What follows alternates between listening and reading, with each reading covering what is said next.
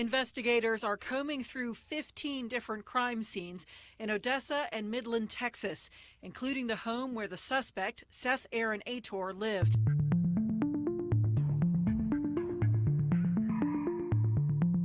The 36-year-old had been fired from his truck driving job just hours before the massacre began Saturday. He also called local police and the FBI to make rambling statements.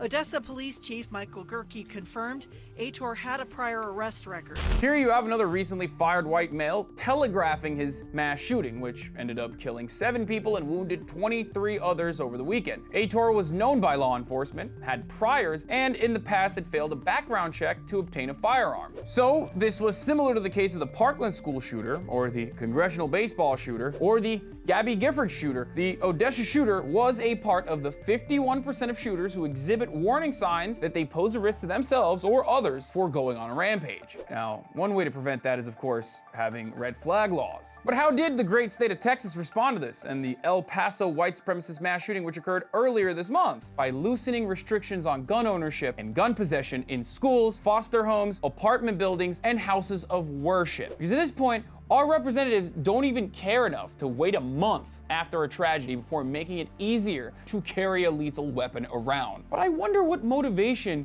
could Texas have for this good guy with a gun will stop the bad guy with a gun narrative, especially considering that the bad guy in Odessa literally started his killing spree by shooting the ultimate good guy with a gun, the police officer who pulled him over. What kind of financial motivation could representatives in Texas have? Oh, look here, it's Texas Governor Greg Abbott talking about how embarrassing it is that Texas is falling behind California in new gun purchases. So it really shouldn't be a surprise that our politicians hit the automatic thoughts and prayers button and then went back to claiming that there's absolutely nothing we can do to prevent this in the only developed nation where this regularly happens. It's because we treat mass shootings like hurricanes. Except Americans are even looking for ways to deal with hurricanes now. We have a Navy.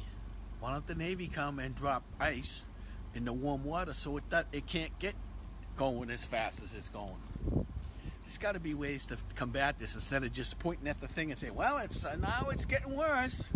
Yeah, we know it's getting worse. Yeah, just like hurricanes, mass shootings are getting worse. And all we're doing is just pointing at the thing. But unlike hurricanes, mass shootings aren't natural disasters. They are preventable. Other nations have taken steps and successfully prevented them somehow. And look, I know mass shootings are a minor part of the problem overall, and the overall problem is much, much larger. And I get that guns are fun and cool to shoot, but we have to look at this critically. We have to look at why this happens exclusively in the United States. So what are the reasons for gun violence?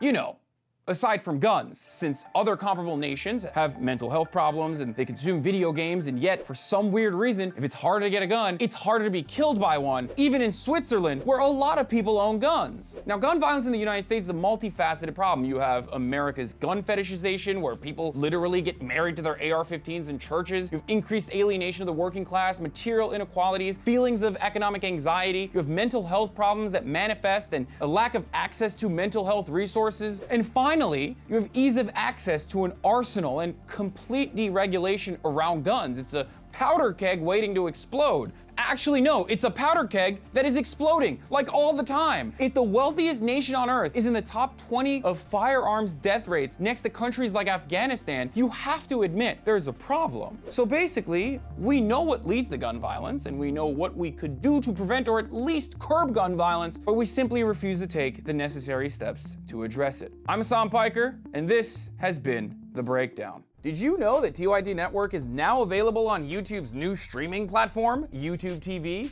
Get access to full TYT episodes and exclusive shows by signing up for YouTube TV today. All new subscribers get a 7-day free trial, so head on over to youtube.tv and search for the TYT Network channel.